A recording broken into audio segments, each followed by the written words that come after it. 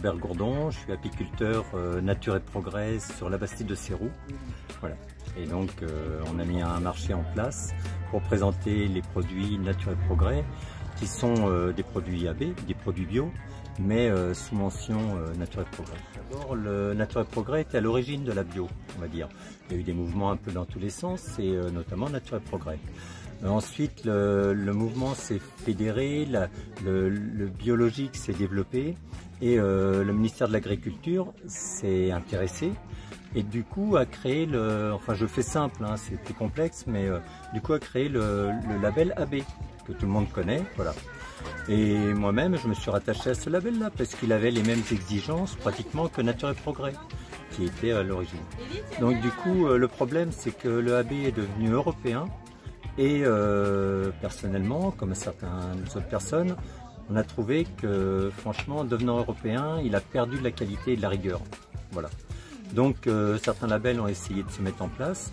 Moi, je me suis tourné vers ce label qui est à l'origine, qui était Nature et Progrès, qui lui a gardé les valeurs non pas anciennes, mais des valeurs d'exigence pour produire tout en préservant la nature.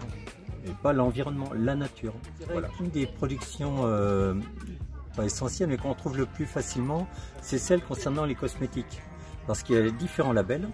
Il y a un label EcoCert, il y a d'autres labels. Mais moi, je ne suis pas... Enfin, je ne fais pas de cosmétiques.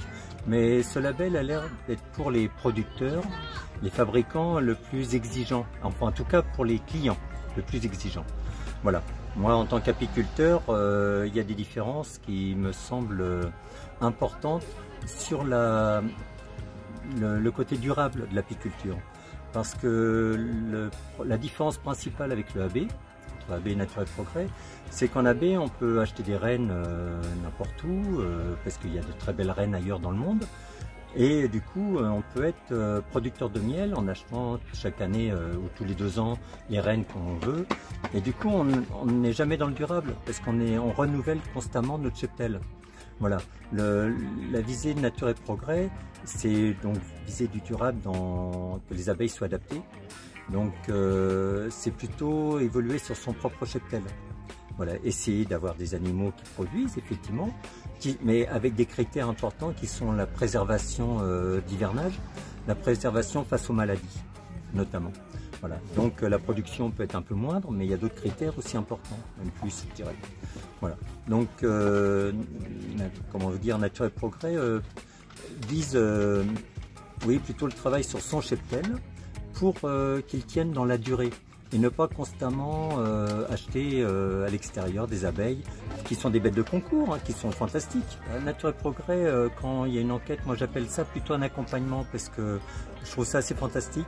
On a des enquêtes, c'est sous le terme SPG, je ne sais plus les termes exacts, mais bon. On a des enquêtes qui se font par des membres de Nature et Progrès. Et c'est vraiment un accompagnement. Si on est dans l'erreur, si on fait quelque chose qui va à l'encontre, eh bien, on est soutenu pour évoluer. Donc on n'est pas cassé en nous disant c'est pas bien, paf, un coup de bâton derrière la casquette, mais plutôt là ça semble dommage, est-ce tu pourrais pas essayer de faire plutôt vers ça, et on en reparle après.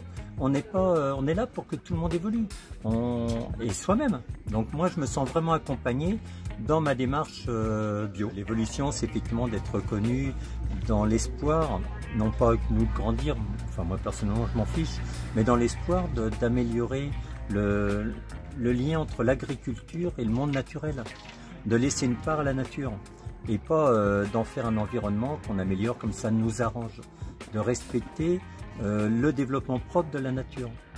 Là, par exemple, moi je fais des transhumances, eh bien ça serait intéressant de réfléchir, mais si c'est pas gênant pour les insectes pollinisateurs en montagne quand j'arrive avec mes ruches, s'il faudrait que j'arrête les transhumances. Voilà, on est tout le temps en réflexion sur des situations qui seraient peut-être moins rentables, mais qui préserveraient plus la nature. C'est toujours une cote mal taillée entre j'ai envie de vivre, mais j'ai pas envie de dégrader. J'ai l'impression que enfin moi je le ressens comme ça.